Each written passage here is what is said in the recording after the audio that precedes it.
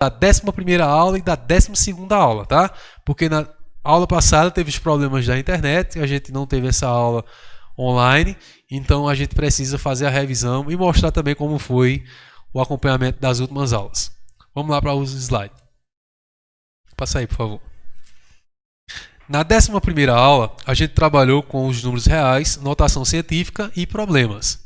Observe que já tivemos aí ó, o 9º ano com 91% de participação e já aparece o EJA.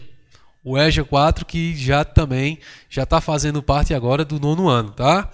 Observe que os levantamentos das questões foi muito bom. O primeiro, 84% dos alunos acertaram. O segundo teve 58%. Veja que teve uma grande falha aí no segundo. A gente vai tentar localizar qual foi essa falha. O terceiro, 73%, e o quarto com 76% de aproveitamento. Então, só o segundo que a gente observa que, como se fosse de notas de 0 a 10, a gente ia ficar com menos de 6, ou seja, ia ser um pouco ruim, né? Então, vamos lá tentar entender o que foi isso daí. A medida aproximada da massa do Sol é de... Aí ele coloca lá uns valores enormes. Vem aqui para o quadro, porque eu vou tentar escrever esse número aqui.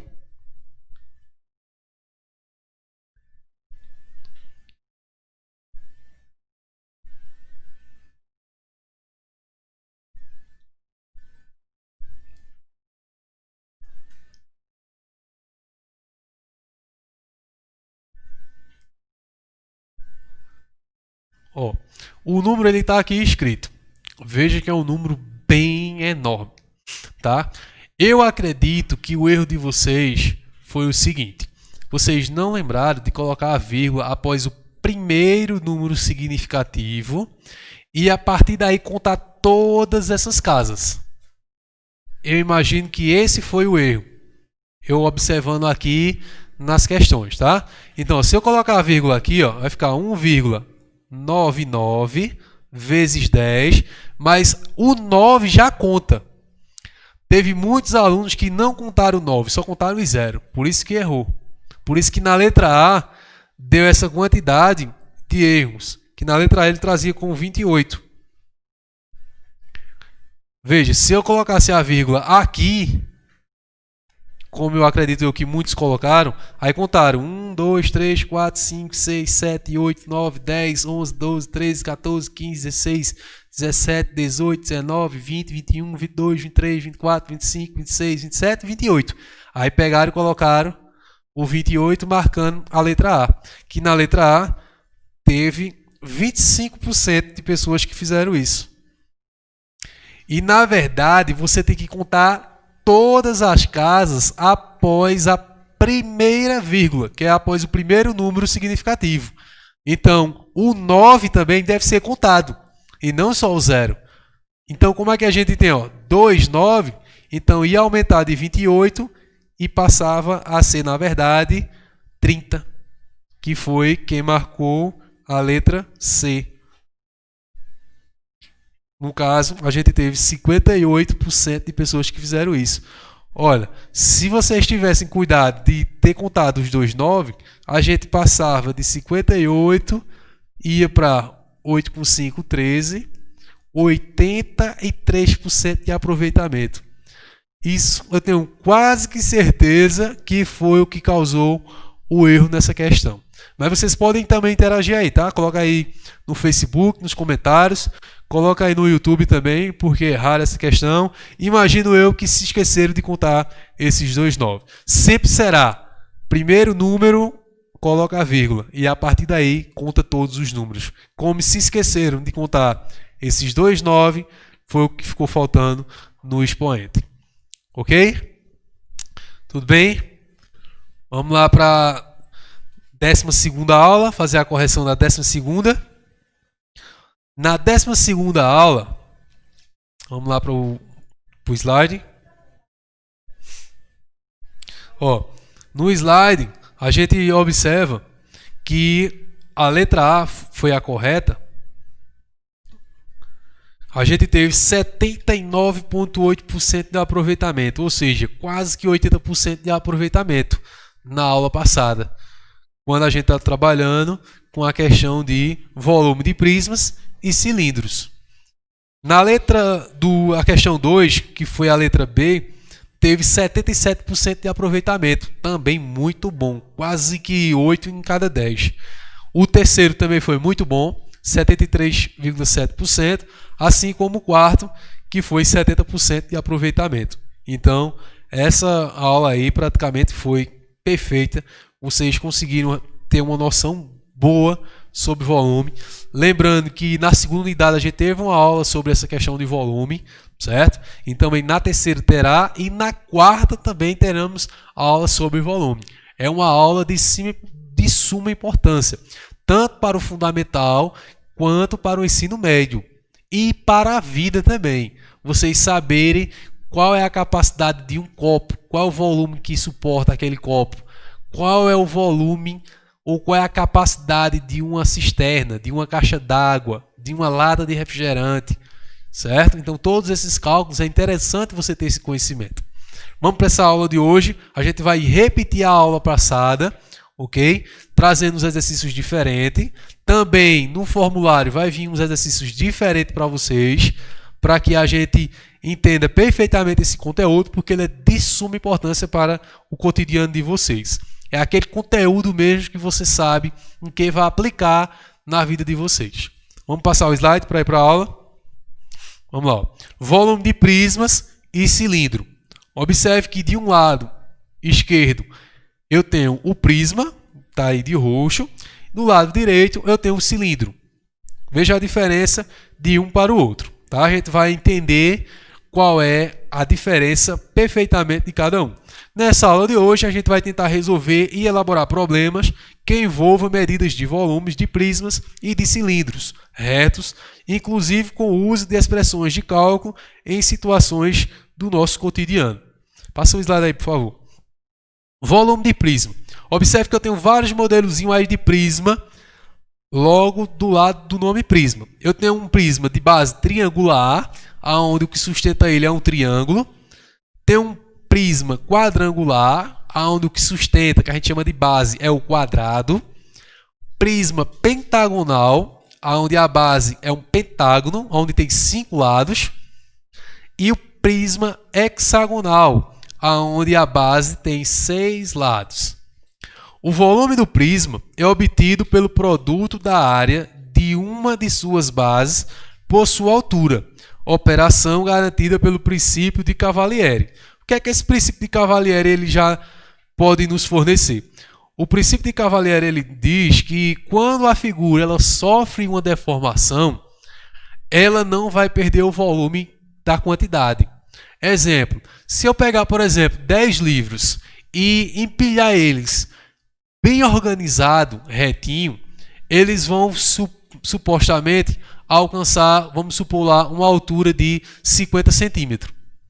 Se eu colocar esses livros um em cima de outro, só que agora de maneira desorganizada, aleatório, eu não vou colocar eles bem retinho, vou colocar eles como se eles tivessem tido uma deformação. A mesma altura eles vão alcançar. Outro exemplo, eu pego lá uma garrafa lá de 2 litros de refrigerante, coloco ela em uma superfície, vamos supor que ela tenha 30 centímetros. Supostamente eu quero que essa deformidade aconteça, eu coloco ela proximidade de um fogo. A garrafa ela vai sofrer uma deformação, ela vai ficar tipo se querendo descer para um lado ou para o outro, para a esquerda ou para a direita, mas a altura ela permanece. Moeda, eu posso colocar, vem aqui para o quadro só para a gente entender perfeitamente. Eu posso empilhar algumas moedas bem organizado, certo? Aqui, de uma maneira bem organizada. Observe que eu utilizei aqui 6 moedas, 1, 2, 3, 4, 5 e 6, e posso também colocar essas 6 moedas, só que não mais de maneira organizada. Vamos supor lá que eu sou meio desmantelado, né? Quando chego lá, não coloco meus livros certinho no canto, aí eu coloco um livro aqui, eu coloco outro livro aqui, outro livro aqui, outro aqui, outro aqui, outro aqui. vou usar a mesma quantidade de livro, mas a altura vai ser a mesma. É isso que faz o princípio de Cavalieri. Diz que fica com a mesma altura, independente do formato que seja, tá? O mesmo volume. Os prismas, voltando aqui para o slide, são sólidos geométricos cujas faces laterais são paralelogramos. Estão lembrados que é paralelogramos? Tá lá em cima de roxinho aí, ó, a ideia. Paralelogramos são figuras geométricas que possuem apenas 4 lados, sendo os lados opostos paralelos. Os prismas são sólidos, como eu tinha dito a vocês, geométricos, cujas faces laterais são paralelogramos, que possuem 2 bases poligonais, ou seja, segmentos de reta. Quando a gente fala de prisma, são aquelas figuras geométricas que são compostas só de lados retos. Não vai ter nenhuma parte circular, ok? Então, caixa de sapato, caixa de bombom. Então, tudo isso representa prisma. Não tem nada arredondado ou nada circular. Quando tiver algo circular, a gente vai deixar de ser prisma e vai chamar de cilindro. O volume do prisma é uma forma de mensurar a quantidade de espaço ocupado por eles a partir de algumas de suas medidas. O volume também é conhecido como capacidade. Passa aí, por favor. A fórmula usada para calcular o volume dos prismas é a seguinte. A fórmula geral vai ser essa daí que está de laranja. A área da base, que é o AB, vezes a altura, em que V representa o volume do prisma, AB, a área da base do prisma, e o H, a altura desse prisma. Então, se eu quiser saber aí qual é o volume da capacidade da cisterna que tem aí na minha casa, o que é que eu preciso saber? Fazer o cálculo da área, certo? Comprimento vezes largura, e depois multiplicar pela profundidade. Coloca lá uma varinha para saber até quanto chega. Então, o volume desses três representa, no caso, a capacidade do prisma. Primeiro exemplo, exemplo 1. Bloco retangular possui 15 cm de largura e 10 cm de comprimento e 45 cm de altura. Qual é o volume desse bloco retangular? A solução. O bloco retangular é um prisma reto, cuja base é um retângulo. A largura e o comprimento de um prisma são as dimensões de sua base. Dessa maneira, a base desse prisma é um retângulo cuja comprimento e largura mede 10 cm e 15 cm, respectivamente. Assim, a área da base AB será a área da base 10 vezes 15, que é igual a 150. A partir disso, o volume do prisma será calculado da seguinte forma. A área da base, que deu 150, vezes a altura. A altura ele disse lá que era de 45. Então, 150 vezes 45, 6.750 centímetros cúbicos. Portanto, o volume desse prisma é de 6.750 centímetros cúbicos. É interessante vocês lembrarem sobre essas transformações para grandezas que a gente tem mais costume. O centímetro cúbico é equivalente ao ml, ok? Aquelas latinhas de refrigerante que a gente costuma comprar, elas vêm com 300 ml, com 350 ml. Então, quando diz assim, centímetro cúbico é igual a ml. Metro cúbico é igual a 1.000 litros. Vamos passar o slide aí. Vamos para o exemplo 2. Na figura abaixo, tem-se uma caixa sem tampa que foi preenchida com cubos, cujos lados medem 1 centímetro. Qual é o volume dessa caixa? Então, veja aí, eu coloquei para vocês já a alternativa correta, mas a gente vai saber como é que chega nessa solução, ok? Primeiro passo é observar os quadradinhos na base. Quantos quadradinhos eu tenho na base?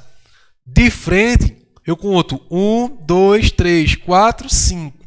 Na lateral, eu conto 3. 1, 2, 3. Então, a área da base vai ser calculada 5 vezes 3. 5 vezes 3, 15. Multiplicado pela altura. Qual é a altura? A gente vai contar quantos quadradinhos tem. De baixo para cima ou de cima para baixo, tanto faz. Vamos contar quantos quadradinhos tem? 1, 2, 3, 4. Então a altura representa 4. 15 vezes 4, 60. Então o cálculo vai ser feito dessa seguinte maneira. Vamos aqui para o quadro para a gente tirar essa dúvida. Quem ainda ficou com algum tipo de dúvida? Ó, lembrando que eu tenho aí, ó, tipo um quadradozinho mágico, que até hoje eu não sei como é que faz aquilo ali, já tentei muito, é muito complicado. Deve existir alguma regra que eu ainda não conheço, para deixar tudo vermelho, tudo azul, tudo amarelo. Muito complicado para mim, ainda até agora eu não consegui ainda não. Sim, aí esse quadradinho ó, tem 5 por 3 por 4. Então a gente pode fazer, ó, multiplicando tudo, A vezes B vezes C, ou a área da base multiplicado pela altura, tanto faz, tá? Se eu fizer tudo, ó, vai ficar 5 multiplicado por 3 multiplicado por 4. 5 vezes 3 dá 15 multiplicado por 4. 15 com 15 dá 30, mais 30 dá 60. Se eu fizer com essa outra fórmula da área da base, primeiro eu tenho que fazer logo a área da base. A área da base é 5 por 3. Lembrando que seria isso daqui, ó. É a parte que a gente vê na superfície, tá? Se for uma cisterna, seria essa área aqui, ó. Isso daqui é o que a gente chama de área da base. Ele tem 5 por 3. Então, 5 por 3 dá 15. Multiplicado pela altura, que é 4. 15 vezes 4, o volume vai ser igual a 60. Ok? Alguma dúvida? Qualquer coisa vocês vão colocando aí, tá? No chat aí. Vamos para o exemplo 3. Cada quadradinho que compõe as faces do cubo mágico da figura abaixo mede 1 centímetro. Qual é o volume desse cubo? Tava bom a gente fazer depois uma brincadeira aí, né? Com esses cubos mágicos. Gravar algum vídeo aí para ver quem consegue e mostrar como realmente deixar isso ficar tudo branquinho de um lado, tudo azul do outro. Isso mostrar como é que faz, né? Não vai comprar ele pronto e ele lá já todo organizadinho, não. Mostrar como é que faz. Que até hoje eu não sei para onde é que vai isso daí. Vocês poderiam gravar isso daí mostrando pra gente. Qual é o volume desse cubo? Ó, vamos lá fazer com o cubo mágico. O cubo mágico, a mesma ideia. Ele tem, ó, 3 de cada lado. Se você observar, 3 na parte de baixo, 3 na parte lateral e 3 na parte de altura. Vamos aqui para o quadro, para a gente ver como é que a gente vai calcular ele. Para a gente tirar todas essas dúvidas possíveis.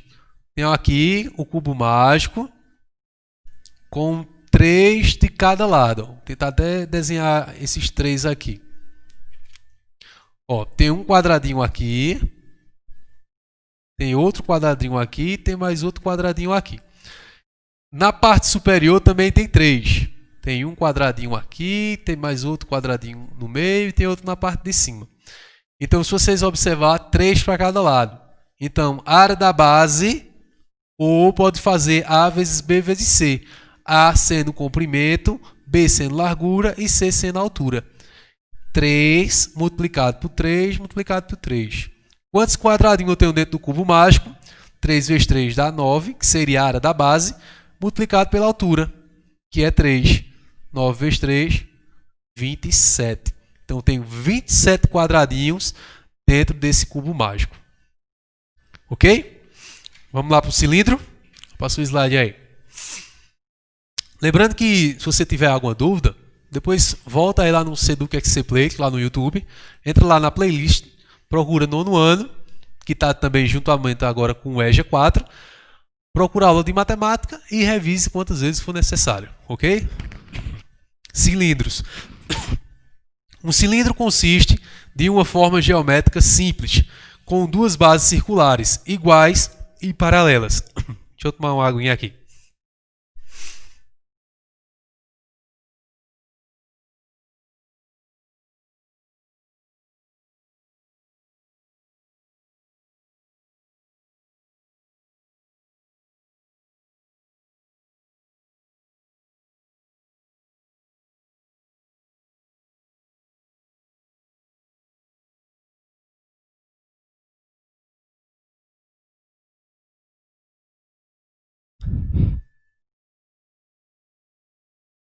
do sexto até o nono, né? Quando chega lá no nono, cadê a garganta mais? Tá tudo seco. Cilindros. Um cilindro consiste de uma forma geométrica simples, com duas bases circulares iguais e paralelas. Para calcular o volume de um cilindro, podemos utilizar a seguinte fórmula. Então, essa fórmulazinha aí é bom vocês decorar, tá? Π vezes o raio ao quadrado vezes a altura. Observe que tem aí uma setinha de laranja trazendo para vocês o que significa cada um. Ó. V, volume do cilindro. Esse símbolozinho aí, ó, tá mostrando aí que representa π. Ele é igual a 3,14. R representa o raio, que é a metade do diâmetro. Lembrando que o diâmetro é de um extremo ao outro da circunferência. E o H representa a altura do cilindro. Ok? Tire um print aí, porque a gente vai precisar dessa formulazinha para fazer tanto os exemplos como o exercício. Ok? Tirou o print? Beleza, vamos lá para o exemplo. Um reservatório em formato cilíndrico possui raio igual a 2 metros e sua altura é de 10 metros, como mostra a imagem a seguir. Qual é o volume desse reservatório? Vamos para cá? Vamos para o quadro aqui.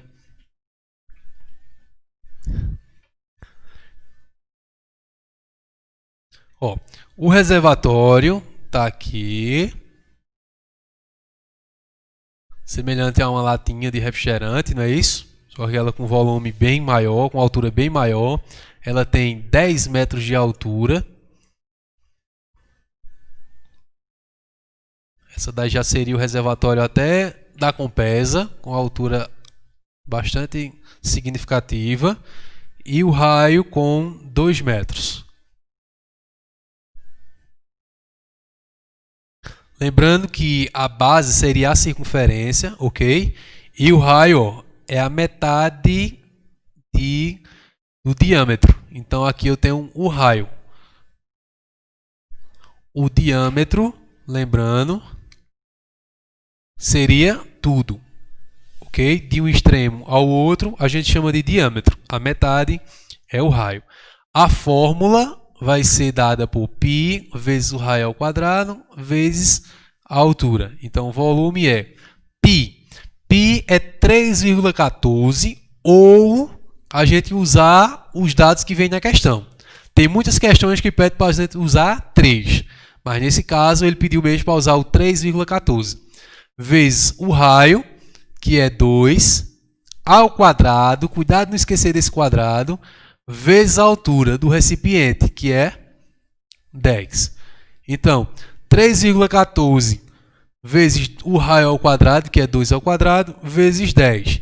Então, vai ficar 3,14 vezes 2 ao quadrado, 4 vezes 10. O volume é igual a 3,14 vezes 4 vezes 10, dá 40. E 3,14 vezes 40, que a gente vai ter um total de 125,60. Como aqui, ó, é metro, então aqui vai ser metro cúbico. Então aqui eu teria, ó, lembrando, metro cúbico é igual a 1.000 litros. Cada metro cúbico equivale a 1.000 litros. Então, lembrado, né? A Compesa, a gente paga em metros cúbicos. Se na sua casa vem lá 8 metros cúbicos no consumo, é que você gastou 8.000 litros de água, ok? E o centímetro cúbico é o ml, que é o que a gente tem mais proximidade, tipo lata de refrigerante, que ela vem mais ou menos com 300 ml, ou seja, seria 300 centímetro cúbico.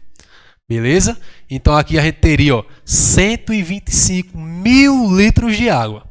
Veja que aqui é bem grande mesmo esse reservatório, ó, com 10 metros de altura, a altura de um poste.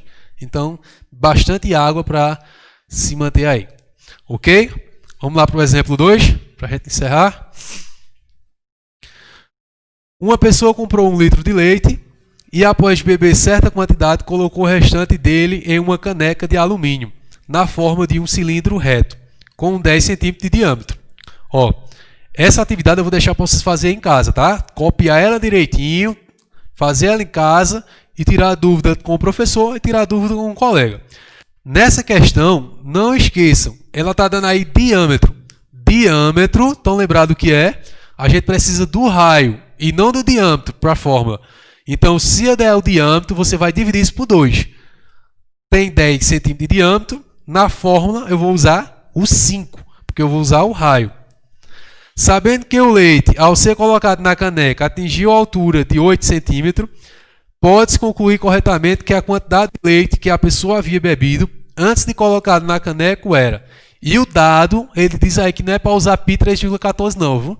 Usa só pi mesmo para já facilitar. Então não esqueça, o volume π vezes o raio ao quadrado multiplicado pela altura. Então lembrando que o raio em um diâmetro de 10, o raio é 5. Multiplica tudo, veja lá a quantidade que você vai obter. E depois ele quer saber exatamente o que ele bebeu e não a quantidade que restou lá no recipiente. Tá aí a resposta correta, mas faça todos os cálculos para vocês tirarem todas essas dúvidas mesmo. Não esqueçam, fiquem em casa. A gente ainda está passando um problema muito grande ainda, principalmente no interior, principalmente em São Caetano, dessa pandemia, dessa doença, desse vírus. Não fiquem de saída, procurem ter contato com os colegas através de WhatsApp mesmo, cada um na sua casa, para não passar esse vírus para mais gente, principalmente para os pessoal de mais idade. Se mantenham em casa a todo custo, só saiam de cima importância. Espero que vocês tenham gostado dessa aula de hoje e até a semana que vem. Um forte abraço.